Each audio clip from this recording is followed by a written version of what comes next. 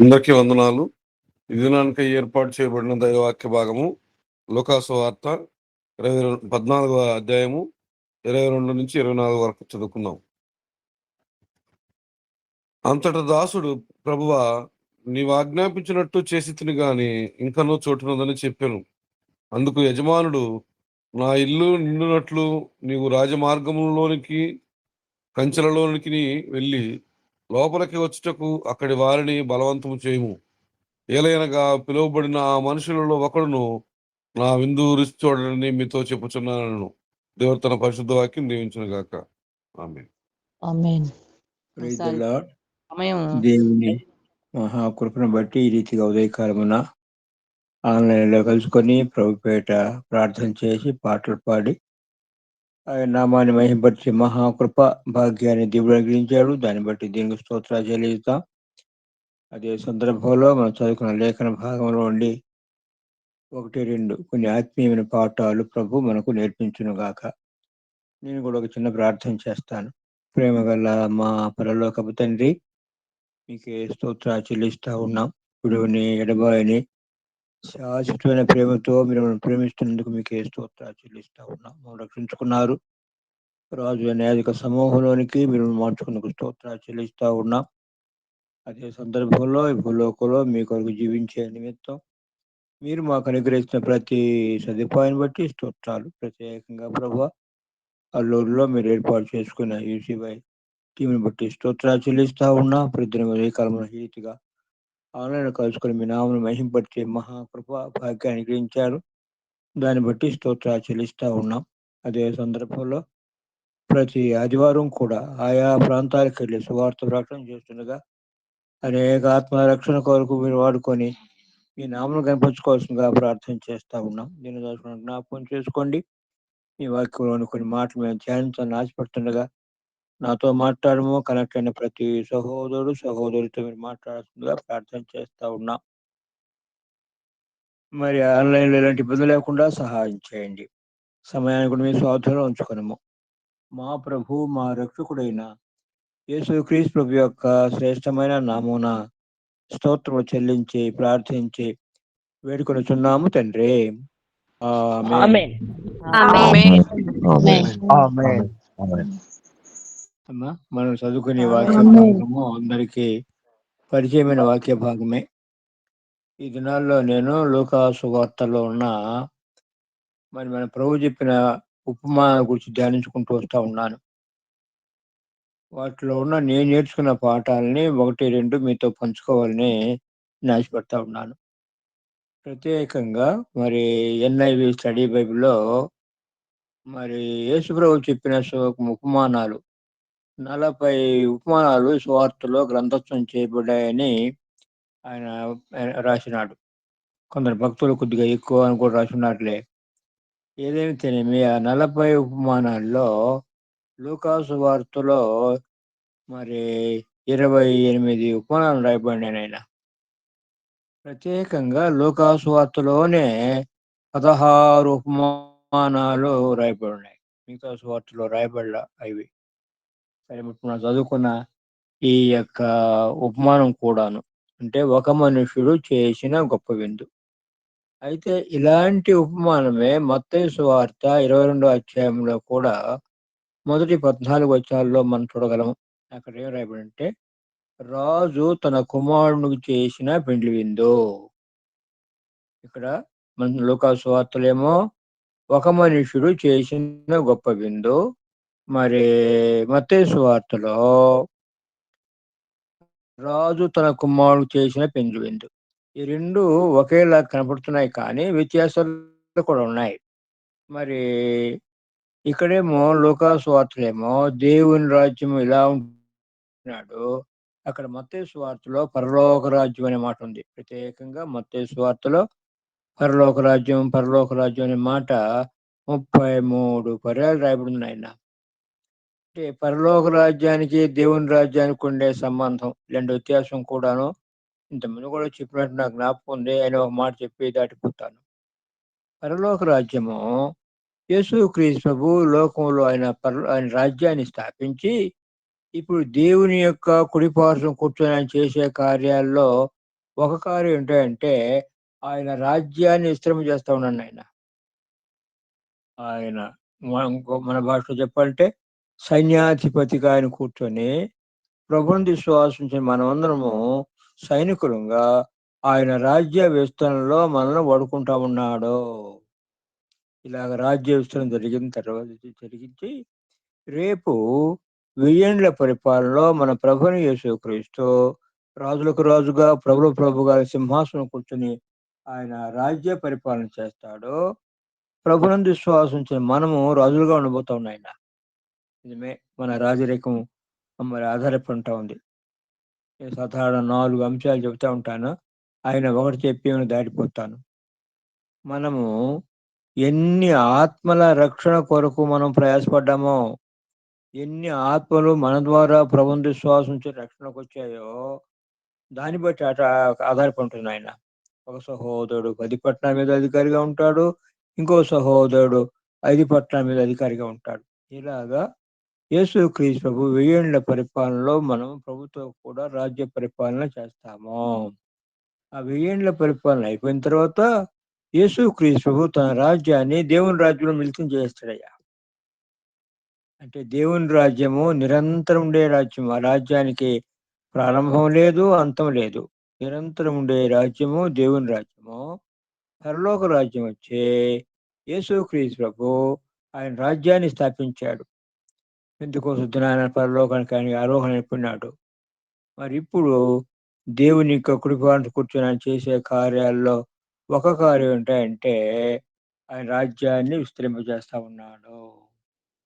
సరే, మరి ఆ ఉపమానానికి కొన్ని తేడాలు ఉన్నాయని చెప్పానుగా. మత్తయి సువార్తలో రాజు తన కుమారునికి చేసిన పెళ్లి విందు, ఆ పెళ్లి విందుకు ఆహ్వానించేదానికి ఆయా సందర్భాల్లో తన దాసులను ఆయన పంపాడు. ఆయన దాసులు అని మత్తయి సువార్తలో రాయబడి ఉంది. లూకా సువార్తలో అయితే అన్ని సందర్భాలను కూడా దాసుడు దాసుడు అనే రాయబడతా ఉంది. మరి మత్తయి సువార్తలో సాకులు చెప్పేవాళ్ళు సాకులు చెప్పి ఆ పెండ్లి విందుకు రాలా. ఇక్కడ కూడా సాకులు చెప్పారులే. అంతేకాదు, పంపిన దాసుల్ని వాళ్ళు సంహరించారయ్యో. మరి రాజు కోపపడని కూడా రాయబడింది. ఇక్కడ కూడా మరి లూకా సువార్త కూడా మరి కోపపడినాడు అని రాయబడి ఉంది. అక్కడ కోపపడి వాళ్ళ పట్టణాన్ని ధ్వంసం చేసినట్లు, నాశనం చేసినట్లు రాయబడతా ఉందయ్యా. ఈ విషయాన్ని క్రీస్తు శకం 70లో టైటస్ అనే రాజు యెరూషలేం పట్టణాన్ని పూర్తిగా నాశనం చేసినట్లుగా చరిత్ర మనకు తెలియజేస్తూ ఉంటా ఉంది. ఇలాగూ ఈ 2 ఉపమానాలు ఒకేలా కనపడుతున్న వ్యత్యాసం కూడా మనకు కనపడతా ఉంటా ఉంది. అక్కడేమో దాసులు దాసులు అని రాయబడి ఉంది. ఇక్కడేమో ఒకే దాసులు అని కూడా రాయబడి ఉంటా ఉంది. సరే, ఇంకొక వ్యత్యాసం ఏమిటంటే మరి ఆ ఆ పెళ్లి విందుకు అంటే ఎక్కడంటే మరి ఉంటే ఎలాంటివి అనిపించారు? అన్ని అంటే ఉన్న పరిస్థితుల్లో ఉన్న మనం చూసినట్లయితే ఆఖరికి చెప్పాలంటే భిక్షం అడుక్కునేవారు, కుష్టు రోగులు, మరి ఇలాంటి వారిని కూడా పిలిపించారు. వాళ్ళందరినీ ఆహ్వానించారు. వాళ్ళందరూ వచ్చారు కూడాను. వస్తే వాళ్ళల్లో ఒకరికి ఏ పెళ్లి వస్త్రం లేదు నాయన. అంటే అందరికి పెళ్లి వస్తా ఉన్నాయి, ఒక్కడికి మాత్రం లేదు.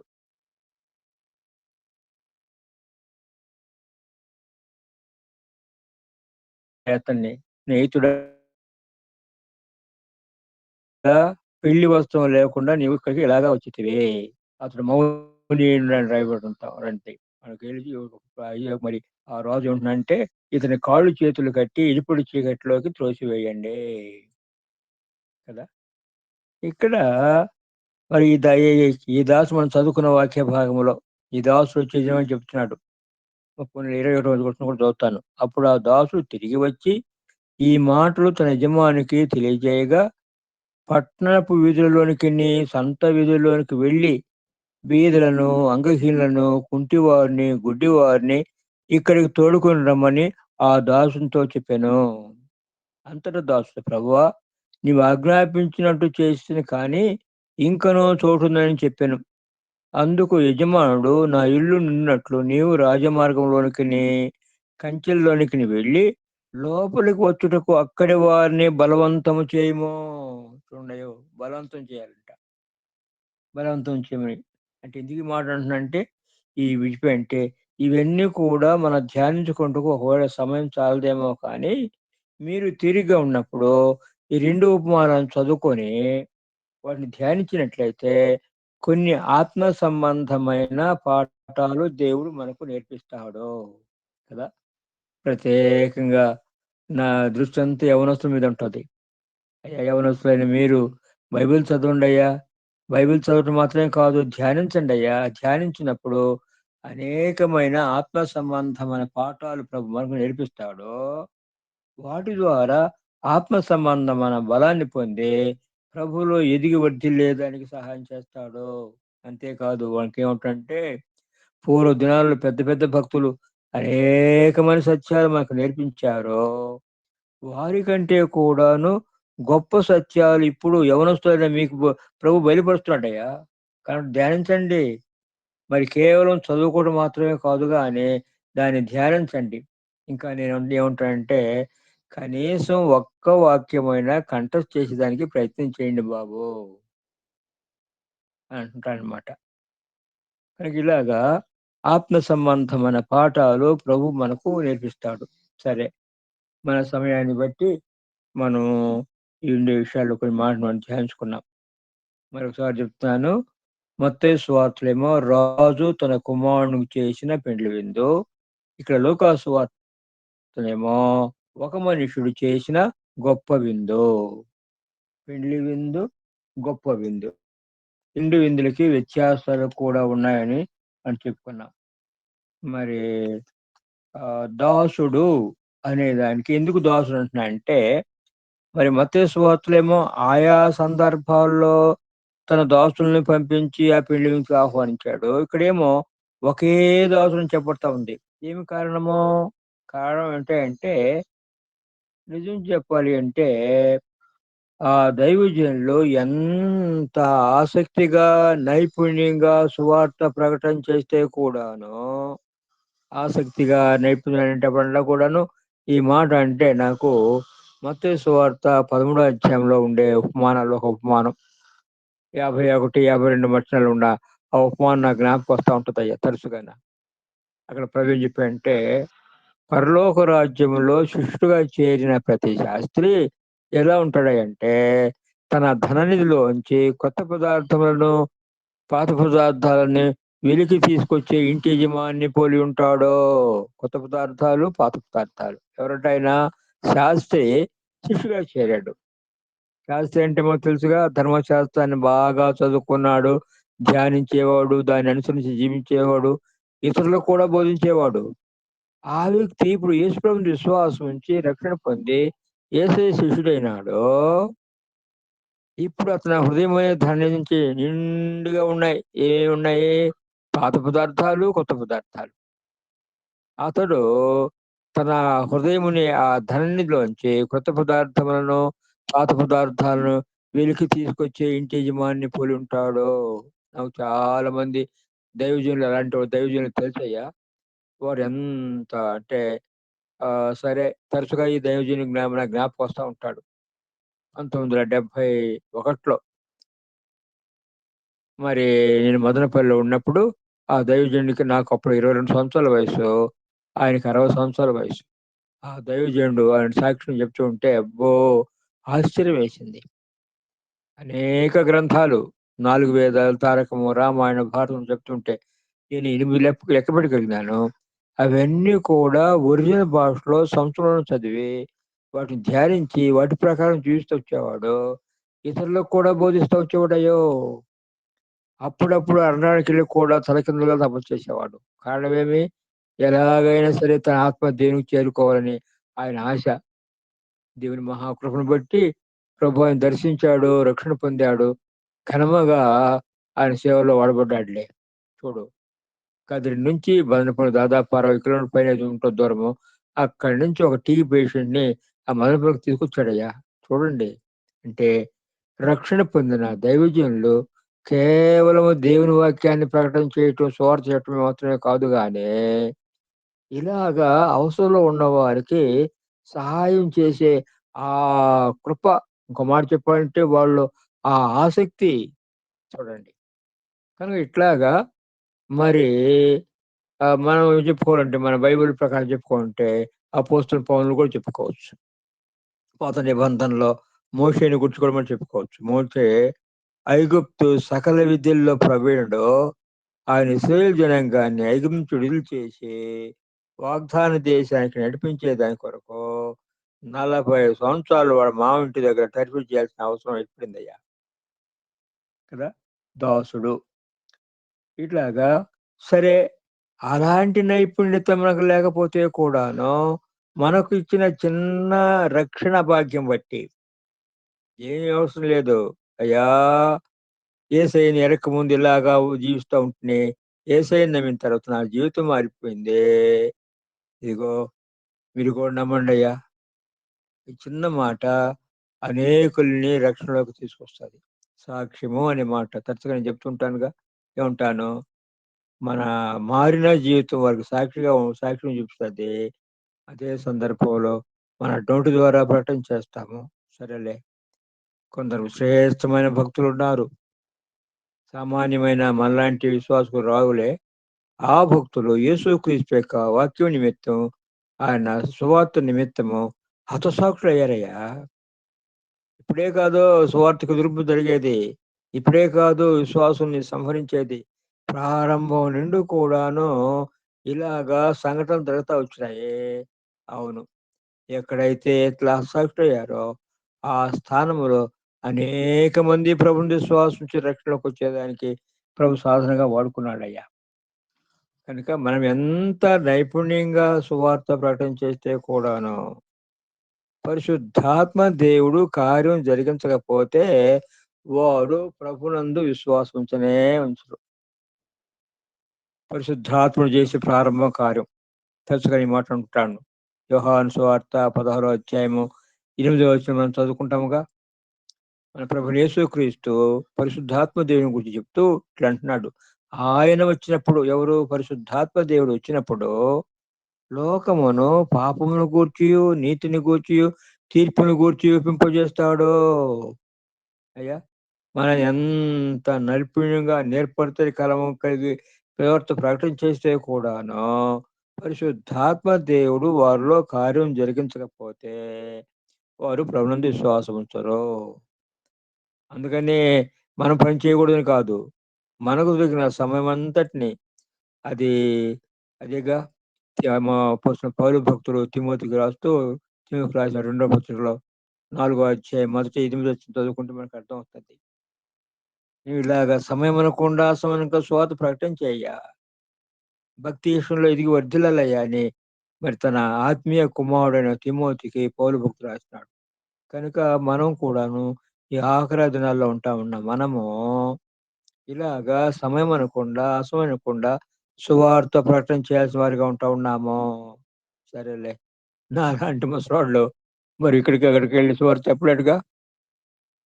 అయితే మరి మనం ప్రార్థన ఎందుకంటే నాలాంటి వాళ్ళు మనం ప్రార్థన చేసినప్పుడు దేవుడు వేరే దైవజనుల్ని పంపించి వాళ్ళని దర్శించి వాళ్ళని రక్షణలోకి తీసుకొస్తాడు. ఇది ఏమైతేనేమి మనకు రావాల్సిన ఫలితాన్ని మన అకౌంట్‌లో ఆయన ఏస్తాడు. ఈ రీతిగా అనేక ఆత్మల రక్షణ కొరకు మనం ప్రయాసపడాలి. కనుక ఈ దాసుడు, ఒకే దాసుడు అనే మాట, ఆ దాసులు ఎవరైనా సరే, ఏ సందర్భంలో అయినా సరే, ఎలాగైనా సరే వాళ్ళు పరిచయం చేస్తే కూడాను, వారిలో ఉండి వారి ద్వారా పరిశుద్ధాత్మ దేవుడు కార్యం జరిగించి, వారిని ప్రభు దగ్గరికి తీసుకొస్తా ఉంటాడు. రక్షణ భాగ్యం కలుగ చేస్తాడు. కదా! సరే. మరి పెండ్లి బస్తాను గురించి కూడా ఒక మాట చెప్తాను. అందరూ వచ్చారు. వచ్చిన వాళ్ళందరికీ పెళ్లి వస్త్రం చూసి మనం ఇప్పుడు చదువుకున్నాంగా. వాళ్ళ పరిస్థితి ఏంటి? ఇట్లా ఒక మన భాషలో చెప్పాలంటే అడుక్కో తినేవాళ్ళు, కుష్ఠరోగులు, మరి ఏమీ లేదు. లేరు. అలాంటి వాళ్ళని ఆహ్వానించి పెళ్లి వస్త్రం లేకుండా ఇలాగా వచ్చామంటే ఏమన్నా అర్థం ఉందా? దాన్ని బట్టి అర్థం చేసుకునే విషయం ఏంటంటే, మరి ఆ పెళ్లి వస్త్రము యేసుక్రీస్తు ప్రభు అనుగ్రహించే ఉచితమైన రక్షణ భాగ్యము. వచ్చినవారు బాబు ఇదిగో స్నానం చేసి రండి అంటే, వాడు స్నానం చేసి వచ్చే లోపే వాడికి కావాల్సిన అంటే మెజర్మెంట్స్ కూడా తీసుకున్నారుగా, డ్రెస్ కుట్టి ఇచ్చేసేసి పోయినాడు. అందరూ పోయారు. ఒకడు పోలా. ఒకడు వేసుకోవాలా. ఎందుకు వేసుకోలేదు? వాడు తన సొంత నీతి మీద అతను వేసుకున్న వస్త్రం, ఇదిగో మీరిచ్చే వస్తువు తెల్లగా ఉందయ్యా, నా వస్తువు చూడు ఎంత తగతగా మెరుస్తా ఉందో, దానికంటే కాస్ట్లీయే. మరి నన్నెందుకైనా చేర్చుకోడు, నన్నెందుకు అన్నట్టుగా తన మత భక్తిని బట్టి, నీతిని బట్టి అతడు అలాగా ప్రవర్తించాడు. ఎంత నీతిగా, భక్తిగా జీవిస్తే కూడాను దేవుని రాజ్యానికి చారలేడయ్యా.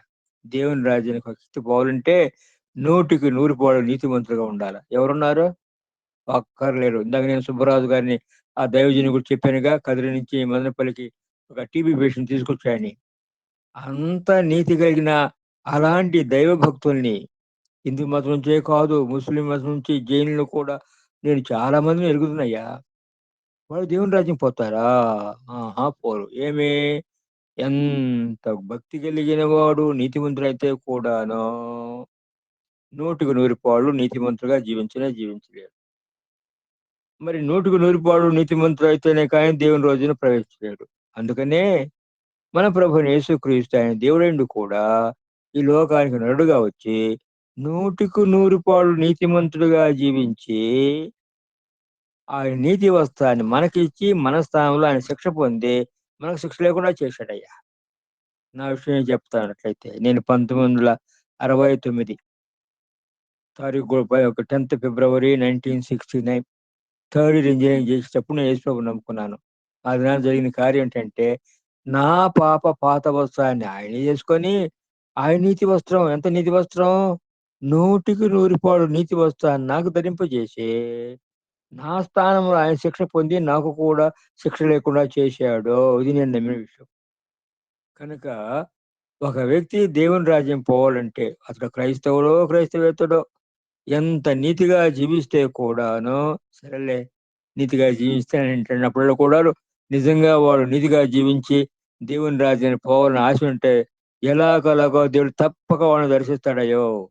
నేను సుబ్బరాజు గారి గురించి చెప్పాంగా. కొన్ని వాక్య ఆధారం కొంటూ అకోస్తకాయ గ్రంథం అనుకుంటే, మరి కొర్నేలి విషయం మనకు జ్ఞాపకం చేయబడుతుంది. కొర్నేలి ధర్మ కార్యాలు దేవుని దగ్గరికి చేరినాయే.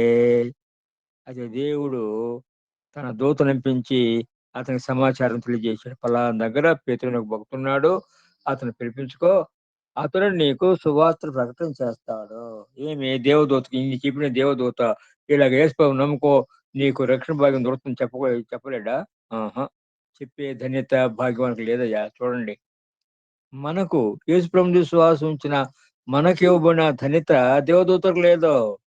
దేవదూతలు ప్రకటన చేసే సువార్త వేరు, మనం ప్రకటన చేసే ఈ కృపా సువార్త వేరు. కనుక ఈ సువార్త ప్రకటన చేసే ఈ మహా గొప్ప ధన్యత, భాగ్యం దేవుడు అనుగ్రహించాడు. ఇక్కడ ఆ వ్యక్తి తన సొంత నీతి మీద ఆధారపడి వాడిచ్చే వస్తువుని తీసుకోవాల. ఎట్టబోయాడో ఆ గేటుకున్న వాళ్ళ దగ్గరతో యుద్ధం చేసి తగాదేసుకొని నెట్టుకొని పోయినాడో, లేకుంటే ప్రకారం వెనక పక్కకెళ్ళి ఆ కాంపౌండ్ వాళ్ళు దాటి లోపలికొచ్చాడు. ఎలా వచ్చాడు ఇంకా వచ్చాడు. తన సొంత నీతి మీద. కాబట్టి మన సొంత నీతి మీద కాదులే. సరే సరే రక్షణ పొందిన ప్రతి వ్యక్తి కూడా నీతిగా జీవించేదానికి ప్రభు సహాయం చేస్తాడులే. ఆయన చేసే విషయం ఏంటంటే, రక్షించుకున్నాడు. గతంలో చేసిన పాపాలన్నీ క్షమించేశాడు. ఆయనే మనలోకొచ్చి, మనలో ఉండి, మిగిలిన జీవితం మంచిగా జీవించేదానికి సహాయం చేస్తాడు. అయ్యా! అంటే మనం జీవించిన భక్తి జీవితం మీద కాదు గానీ, ఆయన మీద విశ్వాసం ఉంచడం వలన ఉచితముగా నీతిమంతులుగా తెచ్చాడు.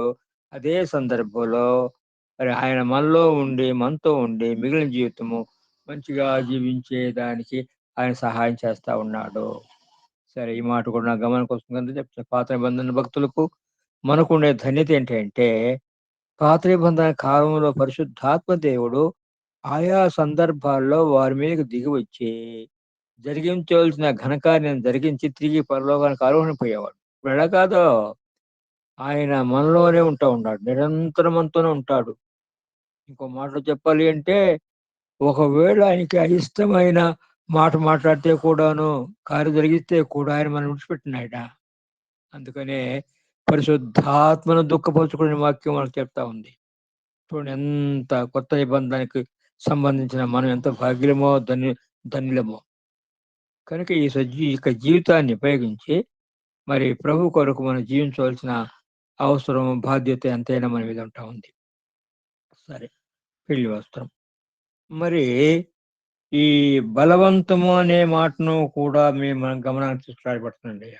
ఇక్కడ ఏం రాయబడింది? ఆ దాసునికి అందుకు యజమానుడు, నా ఇల్లు నిన్నునట్లు నీవు నా రాజమార్గంలోనికనే కంచెంలోనికి వెళ్ళి లోపలికి వచ్చుటకు అక్కడ వారిని బలవంతము చేయము. ఏంటయ్యా బలవంతం చేయాలంట? అంటే వారికి ఇష్టం ఉన్నా ఇష్టం లేకపోయినా బలవంతం కూర్చొని పెట్టి వాళ్ళకి తీర్మానం చేయించాలంట. ఇది ఎట్లాగా? బలవంతం పోనీ ఒకవేళ బలవంతం చేస్తే మనల్ని బట్టి వాడు ఎదురు ఈ ముసలాయన ఈయనతో తప్పించుకోవాలని కుదరదని చెప్పి ఎలాగో మోకాళ్ళను ప్రార్థన కూడా చేసినాడు. కానీ వాడికి ఇష్టం లేదుగా, నమ్మలేదుగా, రక్షణ పొందడు. కానీ బలవంతం చేయటం అంటే అర్థం ఏంటంటే మనం వాళ్ళని బలవంతం చేయటం కాదు, కానీ పరిశుద్ధాత్మ దేవుడే వాళ్ళని బలవంతం చేస్తాడయ్యా.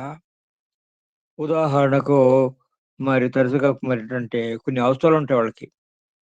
ఆ అవసరాల కొరకు వాళ్ళు విశ్వ ప్రయత్నం చేస్తే కూడాను ఆ అవసరం వాళ్ళకి దొరకదో. సరే, ఈ మాట కూడా చెప్తాను. మేము తిరుపతిలో ఉన్నప్పుడు ఒక కుటుంబం, ఆయనేమో ల్యాబ్ టెక్నీషియన్. వందనాలు సార్. ఇప్పటి వరకు వందనాలు.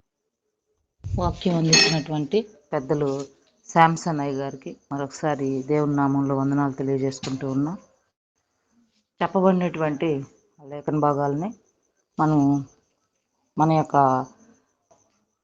వ్యక్తిగత ప్రార్థనలో జ్ఞాపకం చేసుకోవాలి. ఉదయకాల సమయంలో లేఖనాలు వినడం అనేది చాలా గొప్ప అవకాశం. ఉదయకాలం మొదలుకొని మళ్ళీ తిరిగి పడుకునేంత వరకు మనమైతే బైబిల్ చదవడం కానీ అవి వినడం కానీ చాలా తక్కువగా చేస్తూ ఉంటాం. కానీ దేవుడు ఉదయం నిద్ర లేయంగానే మనకు వాక్యం వినేటువంటి ఆ యొక్క అవకాశాన్ని మనకి ఇచ్చాడు. అందుని బట్టి దేవునికి స్తుతులు స్తోత్రాలు సమర్పించుకుంటూ ఉన్నాం.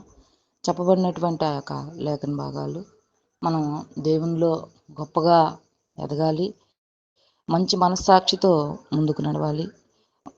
ఆయన ఏర్పాటు చేసినటువంటి ఆ యొక్క విందులో మనం పాల్గొనాలి అంటే మన యొక్క జీవితాన్ని ఏ రోజుకి ఆ రోజు మార్చుకుంటూ ముందుకు కొనసాగాలని ఈ ఉదయకాల సమయంలో దేవుడు మనతో మాట్లాడున్నాడు.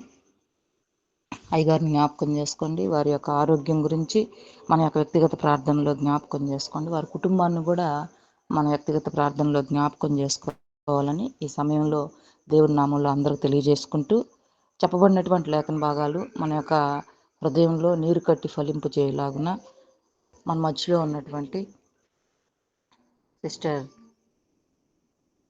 మార్తా కళ్యాణి గారు మనల్ని ప్రార్థనలో నడిపిస్తారు. క్రైస్తలాడ్ అందరికీ వందనాలు. ప్రార్థన చేసుకున్నాం.